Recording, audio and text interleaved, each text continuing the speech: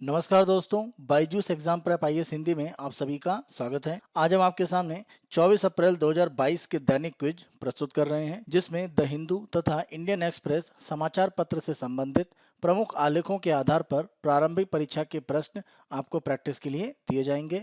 इसी के साथ साथ विगत वर्ष में यूपीएससी के द्वारा प्रारंभिक परीक्षा में पूछे गए प्रश्न हम अभ्यास के लिए देंगे और अंत में आज के प्रमुख तथ्य की चर्चा करेंगे। आज के दैनिक क्विज को प्रारंभ करने से पहले आप सभी अभ्यर्थियों के लिए दो महत्वपूर्ण सूचनाएं हैं। Byju's exam prep IAS Hindi के द्वारा टारगेट प्रीलिम्स 2022 प्रारंभ किया जा रहा है और यह आगामी 27 अप्रैल 2022 से प्रातः 10 बजे से 12 बजे के बीच में आयोजित किया जाएगा।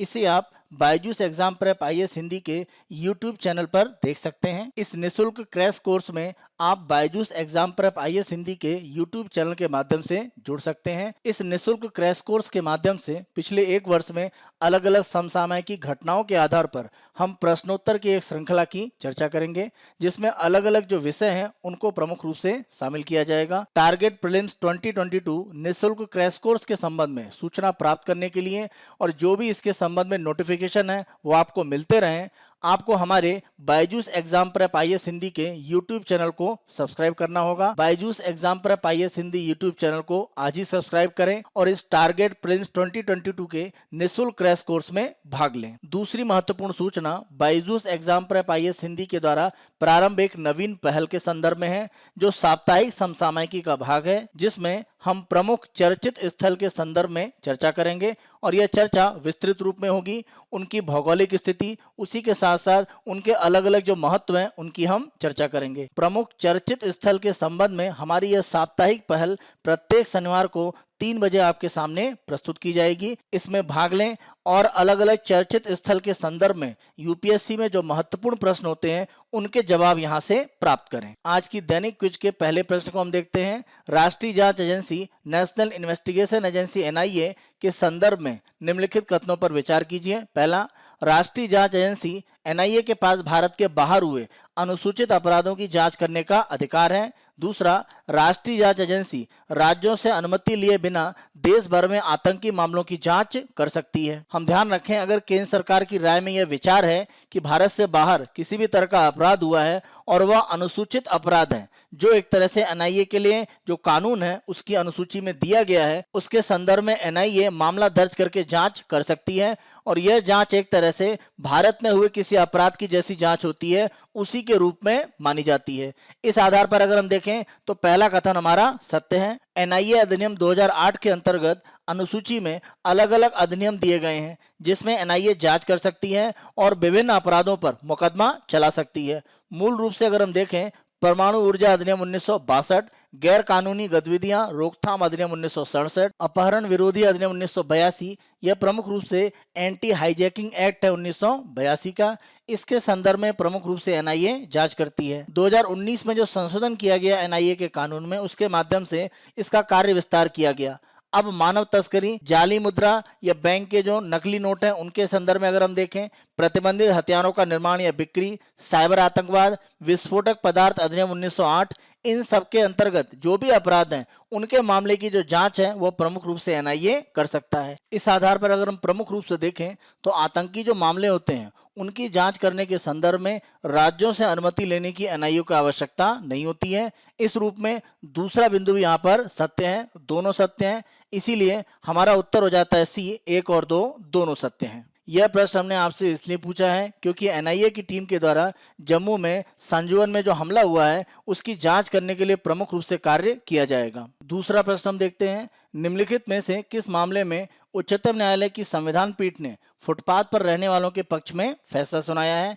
ध्यान रखें, यहाँ पर उत्तर है बी, ओल्गा टेलिस और अन्य बनाम बॉम्बे म्युनिसिपल काउंसिल। इस निर्णय की अगर हम बात करें तो 1985 में सुप्रीम कोर्ट के द्वारा दिया गया था। इस निर्णय के माध्यम से सुप्रीम कोर्ट ने स्पष्ट कहा था कि अगर फुटपाथ पर किसी व्यक्ति के द्वारा अपना जीवन यापन करने के लिए कोई कार्य किया जा रहा है तो वह उससे अलग नहीं किया जा सकता है, क्योंकि इससे उसके जीवन का जो अधिकार है उसका हनन होता है जो उसे संविधान के द्वारा प्राप्त है। सुप्रीम कोर्ट के इस निर्णय के संबंध में प्रश्न हमने इसीलिए पूछा है क्योंकि दिल्ली में उत्तरी दिल्ली म्युनिसिपल म्युनिसिपल कॉरपोरेशन के द्वारा जो भी लोग फुटपाथ पर अलग अलग रूप में अपने रोजगार चला रहे हैं उनको हटाने की एक मुहिम शुरू की गई है, जिसे अगर हम सामान्य तौर पर देखें तो 1985 के निर्णय में सुप्रीम कोर्ट के द्वारा गलत माना गया है। आज के तीसरे प्रश्न को हम देखते हैं। निम्नलिखित युग्मों पर विचार कीजिए। विवाद संबंधित देश।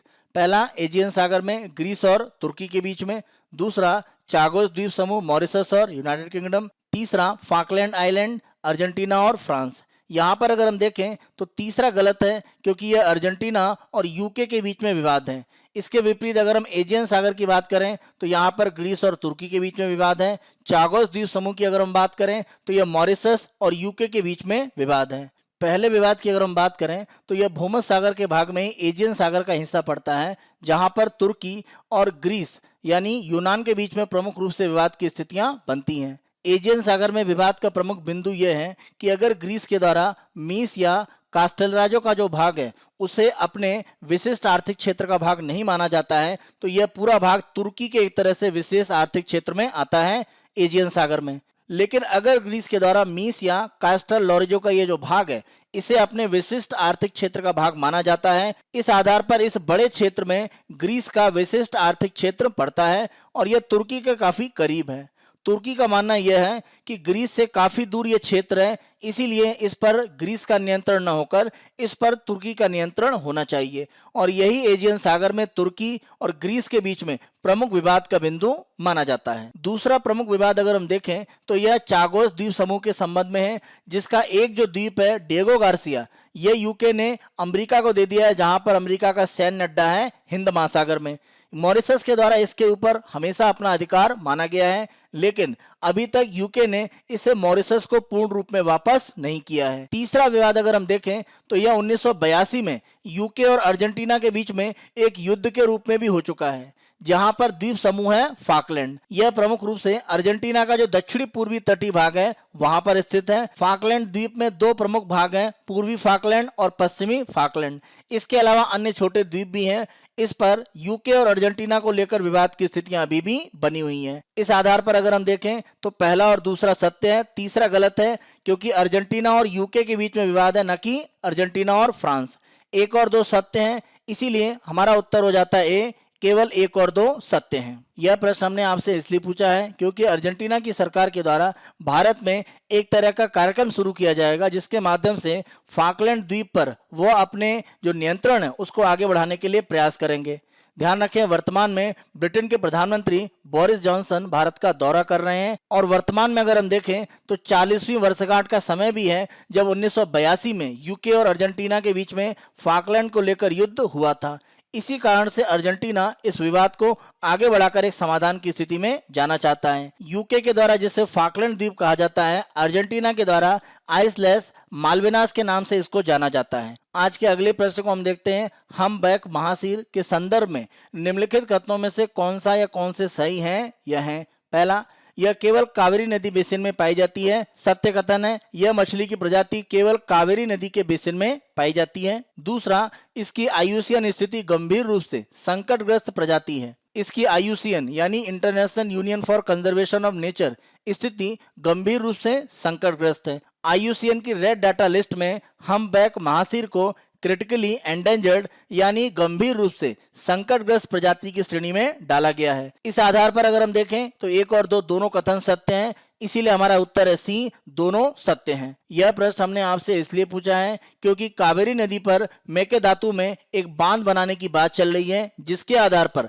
माना जा रहा है कि हम्बैक महासीर की यह जो प्रजाति है वह खतरे में आ सकती है, क्योंकि आईयूसीएन के द्वारा वर्तमान में इसको गंभीर रूप से संकटग्रस्त श्रेणी में यानी क्रिटिकली एंडेंजर्ड पहले ही बताया गया है। अगर कावेरी पर इस तरह का कोई बांध बनता है तो यह इस प्रजाति के समाप्त होने की स्थितियों को भी बना सकता है। दैनिक क्विज के अपने दूसरे भाग में हम यूपीएससी के द्वारा विगत वर्षों में प्रारंभिक परीक्षा में पूछे गए प्रश्न आपको प्रैक्टिस के लिए देते हैं। आज 2021 में यूपीएससी की प्रारंभिक परीक्षा में पूछा गया प्रश्न हम आपको दे रहे हैं। प्रश्न को देखते हैं। भारत के संदर्भ में डीडवाना, कुचामन, सरगोल और खाटू किसके नाम हैं? इन चारों की अगर हम बात करें तो ये राजस्थान में स्थित लवण झील के उदाहरण है, यानी सैलाइन लेक के इन्हें उदाहरण माना जाता है। इस आधार पर हमारा उत्तर है डी, लवण झील। डेली क्विज के तीसरे भाग में हम आज के तथ्य की चर्चा करते हैं और आज का हमारा तथ्य है अल अक्सा मस्जिद, जिसे इस्लाम में तीसरी सबसे पवित्र जगह माना जाता है। और अगर हम यहूदी धर्म की बात करें तो उनके द्वारा इसे अपने सबसे पवित्र स्थल के रूप में माना जाता है। इसी के विवाद के संदर्भ में प्रमुख रूप से हम चर्चा करेंगे। अल अक्सा मस्जिद के संबंध में चर्चा आगे बढ़ाने से पहले प्रमुख रूप से हम इसकी जो स्थिति है उसके बारे में चर्चा करते हैं। जब हम अल अक्सा मस्जिद कंपाउंड की बात करते हैं तो यह एक पूरा भाग है और यह पूर्वी एक तरह से यरूशलेम का क्षेत्र है जो लगभग 14 हेक्टेयर में एक तरह से फैला हुआ है। इस पूरे कंपाउंड की अगर हम बात करें तो यह अल अक्सा मस्जिद का कंपाउंड कहलाता है। दूसरा अगर हम भाग देखें तो यह मध्य में एक तरह से भाग है जिसको डोम ऑफ द रॉक कहा जाता है। तीसरा प्रमुख भाग अल कबली मस्जिद के संबंध में है जो प्रमुख रूप से इसके दक्षिणी भाग में एक तरह से दिख रहा है। इसी के साथ साथ अगर हम चौथे स्थान पर देखें तो यह एक दीवार का भाग है जिसको वेलिंग वॉल के नाम से जाना जाता है। प्रमुख रूप से अल अक्सा मस्जिद का जो कंपाउंड है उसकी अगर हम स्थिति देखें तो यरूशलेम का जो पुराना शहर का भाग है उसमें स्थित है। पूर्वी यरूशलेम की अगर हम बात करें तो यहाँ पर इजराइल का एक तरह से कब्जा है, नियंत्रण है, लेकिन यहाँ पर फिलिस्तीन प्रमुख रूप से आबादी है। इसके विपरीत अगर हम नीले यहाँ पर रंग में देखें तो यह इजराइल के नियंत्रण में जो पश्चिमी यरूशलेम का है वह भाग है। और जब हम बात करते हैं ओल्ड सिटी की, पुराने शहर की, यरूशलेम की, उसी के भाग में प्रमुख रूप से अल अक्सा मस्जिद का जो कंपाउंड है वह एक तरह से स्थित है। अल अक्सा मस्जिद के अगर हम पूरे परिसर की बात करें तो यह इस्लाम में सबसे प्रतिष्ठित स्थानों में से एक है और टेम्पल माउंट जो इसी में स्थित है वह यहूदी धर्म के सबसे पवित्र स्थल में माना जाता है। इस्लाम में मक्का और मदीना के बाद अल अक्सा को तीसरी सबसे पवित्र जगह माना जाता है। यहूदी धर्म में जिसे टेम्पल माउंट कहा जा रहा है, प्रमुख रूप से अल अक्सा मस्जिद का जो पूरा एक भाग है, कंपाउंड है, उसी के रूप में यहूदी धर्म में इसको टेम्पल माउंट का एक दर्जा दिया जाता है। यहाँ पर प्रमुख रूप से दो संरचनाएं हैं, उत्तर में the Dome of the Rock और दक्षिण भाग में अगर हम देखें अल काबली मस्जिद।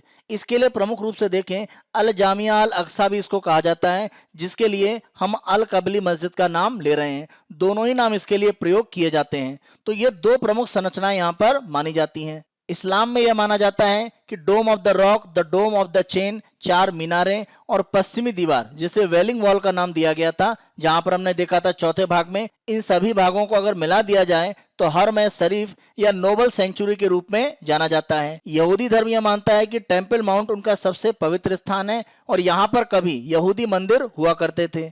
यहूदी परंपरा के अनुसार राजा सुलेमान के द्वारा यहाँ पर पहला मंदिर बनाया गया था यहूदी धर्म का, जिसे बेबीलोन के शासकों द्वारा नष्ट किया गया। आगे चलकर 516 ईसा पूर्व में दूसरा मंदिर बना जिसे रोमन लोगों ने 70वीं ईस्वी में समाप्त कर दिया और इसी मंदिर के जो दूसरा मंदिर माना जाता है उसकी नष्ट संरचना एक दीवार के रूप में इस भाग में मानी जाती है। तो दूसरा जो प्रमुख मंदिर था उसका जो अवशेष है उसे वेलिंग वॉल के रूप में यहूदी धर्म में स्वीकार किया जाता है। फिलिस्तीनी लोगों के द्वारा पूर्वी यरूशलेम को अपने भविष्य की राजधानी के रूप में माना जाता है, जबकि इजराइल पूरे शहर को अपनी शाश्वत इटर्नल राजधानी के रूप में मानता है। इस्लाम की परंपराओं में माना जाता है कि पैगंबर मोहम्मद को उनकी रात्रि यात्रा जिसे अल इसरा के नाम से जाना जाता है, इसके दौरान उन्हें पूजा के पवित्र स्थान जो मक्का में महान मस्जिद है वहां से सबसे दूर पूजा स्थल जेरूसलम में एक पंख वाले घोड़े जिसे अल बुराक का नाम दिया गया उसके द्वारा लाया गया। और माना जाता है कि उसी रात में पैगंबर मोहम्मद महादूत गैब्रियल के साथ स्वर्ग यानी अल मिराज की ओर एक तरह से प्रस्थान करते हैं और जिस स्थान पर उन्होंने यह प्रस्थान किया था उसी जगह पर डोम ऑफ द रॉक स्थित है। इस आधार पर अगर हम देखें तो इस्लाम धर्म में इसे काफी पवित्र माना जाता है। रशीदुल खलीफायत के दूसरे खलीफा उमर ने 7वीं शताब्दी में यरूशलेम की मुस्लिम विजय के बाद इसरा के दौरान पैगंबर की अगुवाई वाली प्रार्थना का जो स्थान था वहां पर एक प्रार्थना घर बनवाया। आगे चलकर यही प्रार्थना स्थल अल अक्सा मस्जिद के रूप में, जिसे शाब्दिक रूप में सबसे दूर की मस्जिद कहा जाता है, बन गई। अल अक्सा मस्जिद को भूकंप या अन्य रूप में जो नुकसान हुआ तो उम्मयद जो शासक थे उनके द्वारा इसका पुनर्निर्माण और विस्तार किया गया। मई 1948 में इजराइल राज्य की घोषणा के बाद अरब और इजराइल का जो पहला युद्ध हुआ उसमें इजराइल ने पश्चिमी यरूशलेम पर कब्जा कर लिया। यानी अगर हम इजराइल की बात करें तो पूर्वी यरूशलेम का जो भाग है उस पर एक तरह से उनका नियंत्रण तो नहीं हुआ, लेकिन उन्होंने पश्चिमी जो भाग है उस पर एक तरह से नियंत्रण प्राप्त कर लिया और यह 1948 के युद्ध में हुआ। पूर्वी भाग की अगर हम बात करें और साथ साथ वेस्ट बैंक, यहाँ पर जॉर्डन का नियंत्रण बना रहा। आगे चलकर 1967 में 6 दिवस का अरब इजराइल युद्ध हुआ, जिसमें इजराइल ने पूर्वी यरूशलेम पर भी नियंत्रण कर लिया, साथ साथ जॉर्डन से वेस्ट बैंक का, मिस्र से सिनाई प्रायद्वीप और गाजा का क्षेत्र और सीरिया से गोलन हाइट्स का जो क्षेत्र है वो अपने कब्जे में ले लिया। बाद में इजराइल ने पूर्वी यरूशलेम पर कब्जा कर लिया, लेकिन अल अक्सा एक इस्लामी वक्फ प्रशासन के अधीन रहेगा, ऐसा निर्णय किया गया और यहाँ पर जॉर्डन की हाशमी राजशाही उसका संरक्षण एक तरह से बना रहा और एक इस्लामी वक्फ बोर्ड के प्रशासन में अल अक्सा मस्जिद को दिया गया। अल अक्सा के संदर्भ में प्रमुख रूप से विवाद सन 2000 के बाद से बढ़ा, जब उस समय के इजराइल के विपक्ष के नेता एरियल शरोन इन्होंने अल अक्सा क्षेत्र का दौरा किया और बाद में एक तरह से अरब और इजराइल के बीच में इस क्षेत्र को लेकर विवाद की स्थितियां बढ़ती गईं। पिछले वर्ष भी अगर हम देखें तो फिलिस्तीन और इजराइल के बीच में 11 दिवस का एक युद्ध जैसी स्थितियां बनी रही, जहां पर बड़ी संख्या में फिलिस्तीन के नागरिकों की मृत्यु हुई और साथ साथ इजराइल के भी कुछ लोगों की मृत्यु हुई। तो यह विवाद पिछले वर्ष भी बढ़ चुका है अगर हम अल अक्सा के संदर्भ में देखें। इस वर्ष अप्रैल में पुनः स्थितियां एक तरह से नियंत्रण से बाहर हो रही हैं। अल अक्सा के संदर्भ में जो विवाद है वह दोनों धर्मों की एक आस्था यहां से जुड़ी हुई है और ऐतिहासिक रूप में अगर हम देखें तो विवाद हमेशा रहा है। साथ साथ वर्तमान में जो भी एक तरह से सत्ता में इजराइल में सरकार है, इसी के साथ साथ फिलिस्तीन में अगर हम हमास की बात करें, जो चरमपंथी संगठन है, वो अल अक्सा को लेकर एक तरह से फिलिस्तीन लोगों को एकजुट कर रहा है। तो इजराइल और फिलिस्तीन में विवाद की स्थितियां हैं वो एक तरह से बढ़ती जा रही हैं। इसीलिए अल अक्सा के संदर्भ में जो भी विवाद बढ़ रहा है वह तभी एक तरह से समाप्त हो सकता है जब इजराइल और फिलिस्तीन के द्वारा बैठकर एक तरह से इसके संदर्भ में वार्ताएं की जाएं और दोनों समुदायों के द्वारा इस क्षेत्र में जो भी एक तरह से धार्मिक आस्था है उसको बनाए रखने का प्रयास किया जाए। यह हमारा 24 अप्रैल 2022 का दैनिक क्विज है। आने वाले दिनों में अन्य दिनों के दैनिक क्विज हम आपको इसी तरह से प्रस्तुत करते रहेंगे। Byju's exam prep IAS Hindi को आप बहुत अधिक पसंद कर रहे हैं। अधिक से अधिक संख्या में लाइक, शेयर और सब्सक्राइब करना ना भूलें। धन्यवाद।